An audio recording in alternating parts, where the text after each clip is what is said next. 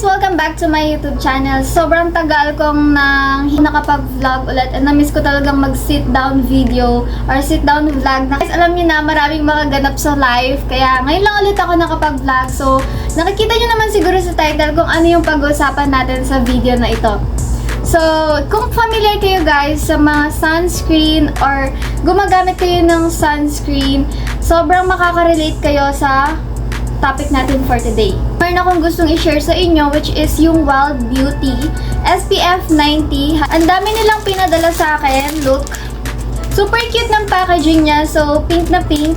Ayan. So, this one is sunscreen. Pwede siya sa face and body. Meron na siyang 60 ml. And then, meron din silang pang-spray, guys. Kapag ayaw mo ng cream, spray mo lang yan sa face mo or sa skin mo. Ito namang pang-spray nila is 150 ml. Alam niyo naman na kapag lumalabas tayo ng bahay, ganyan, kailangan natin mag-sunscreen.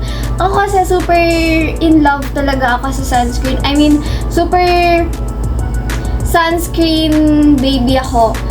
So, kahit hindi ako lumalabas ng bahay, guys, nagsa-sunscreen ako. Why? Kasi meron pa ring heat kahit nasa loob tayo ng bahay. Kunwari, kapag nagluluto, ganon. So, kailangan na natin mag-sunscreen. So, etong Wild Beauty, guys, ay mabibili nyo online. Pwede sa TikTok, pwede sa Shopee. Ilalagay ko na lang yung link sa baba kung gusto nyo mag-try nito. So, pwede rin naman sa mismong store kayo bumili, guys. Basta sa mga legit na store lang kayo bumili para iwas scam tayo. Ito ang kanyang efficacy. SPF 90 sunscreen effectively resists UVA and UVB, can protect against sun damage, and can also effectively sunscreen black, physically sunscreen moisturizing and non-greasy, gentle and easy to clean. Ayan, so by the way guys, alam niyo naman sa lahat ng mga product na ginagamit natin is hiyangan lang talaga tayo kasi minsan may mga product na nagkaka-pimples tayo or irritated yung skin natin sa mga product na ginagamit natin. So, be mindful guys. Kung may mga allergy kayo sa mga product, pwede nyo munang itry sa inyong balat dito sa kamay. If ever na mag-react yung skin nyo, ibig sabihin is allergic kayo. Pero kung hindi, you can use it on your face. Ang amoy nito guys is sobrang bango. As in, and then ito yung kanyang texture. I don't know kung nakikita nyo. Ayan. Ayan yung kanyang cream, guys. Ganito yung color niya. So, ikakalat natin siya. Don't mind my nails, guys. Hindi pa ako nakakapagpa-nails. Sobrang busy. Ayan. Ayan. So, yung pag-a-apply nyo dapat, guys, yung saktong amount lang na ma-absorb ng inyong skin. So, ito yung meron na at wala. See the difference, guys? So, ito yung merong sunscreen. Ito yung walang sunscreen. Tingnan nyo, guys. Pumuti agad. Magandang gamitin ang mga sunscreen na mataas ang SPF kasi talagang yung chance na iitim ka sa init is sobrang baba lang. Kaya kailangan gumamit kayo ng mga sunscreen na matataas ang SPF. Kagaya nito guys, sobrang nagustuhan ko kasi SPF 90. So, pwede siya sa face and body, diba? Super nice. So, ginagamit ko to sa face, lalo na kapag lumalabas. And, syempre, ginagamit ko rin siya sa body ko, sa paa, ganon.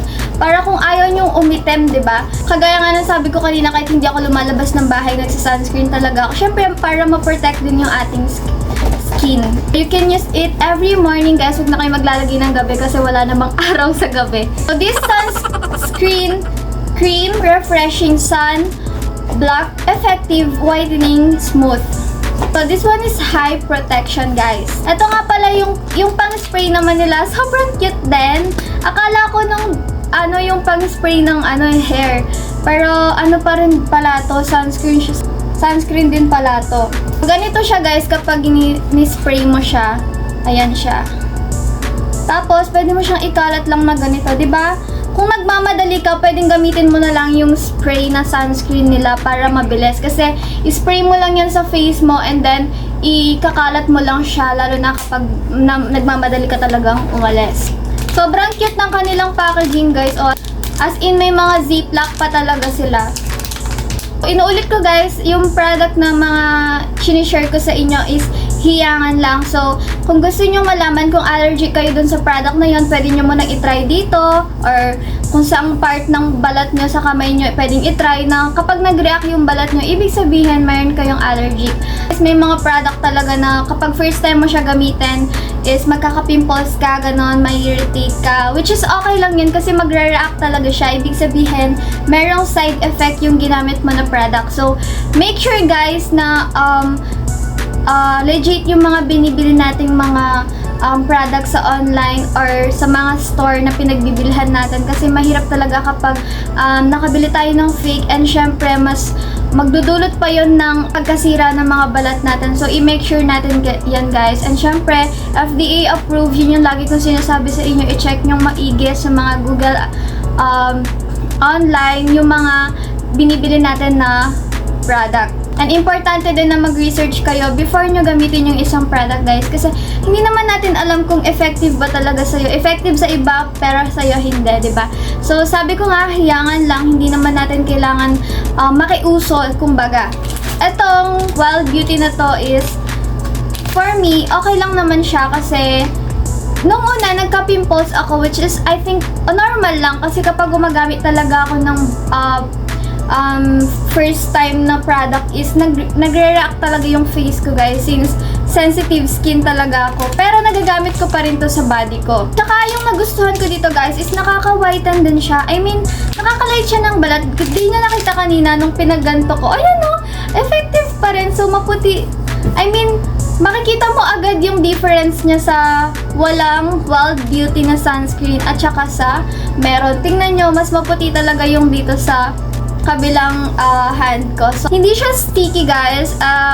And so, mafe-feel niya talaga na parang nag-lotion lang kayo kung mahilig kayo mag-lotion. So, ganun lang yung texture niya guys. Ako talagang, first time ko lang gumamit ng ganitong Wild Beauty kasi alam niyo naman yung mga ginagamit ko talaga na sunscreen is iba't ibang mga brand din. So, syempre nag-explore tayo and kung ano talaga yung hiyang ng ating balat. So, nagustuhan ko tong si Wild Beauty guys kasi, so yun, nung nagpadala sa akin yung Wild Beauty, sobrang love it so much guys. And of course, yung kanilang pang spray, pwede ko yun magamit kapag nagmamadali ako, ganyan, kapag gusto ko na talaga umalas, tapos gusto ko mag-sunscreen, hindi ko kailangan mag-cream, spray lang ng ganito, tapos ano mo lang siya sa mukha mo, ikakalat mo lang siya. Pwede rin sa body guys yung pang spray nila. Check the link down below guys kasi ilalagay ko yung link nila sa baba kung gusto nyong makapag-try ng Wild Beauty at naghahanap kayo kung saan kayo bibili ng mas mura, syempre, tapos legit pa. So, ilalagay ko yung link sa description box guys. Ang bango talaga niya guys, like, ayan o. Yung texture niya talaga as in color, parang something na parang cream lang na foundation, ganon. Yes, yun nga pala. Isa pa yun sa nakakatuwa guys. Alam nyo ba na kapag naglagay kayo sa face nyo, parang tinted na siya. Parang naglagay na kayo ng face foundation, liquid foundation guys. So, after nyo maglagay nito sa face, as in, mag-aano na lang kayo talaga, magpa-powder na lang kayo and lipstick na lang. Kasi parang ano na siya, yung nag-liquid foundation na kayo. Super tinted niya rin guys. So, sa mga mahilig sa sunscreen dyan guys, kung gusto nyong mag-try ng ibang sunscreen na mas mura, kasi maraming mga buy one take one nito guys sa online. Basta legit. So, yun lang guys. Thank you so much guys for watching. I hope you enjoyed this vlog. You can comment down below guys kung meron kayong mga questions para masagot natin yan. See you on my next one guys!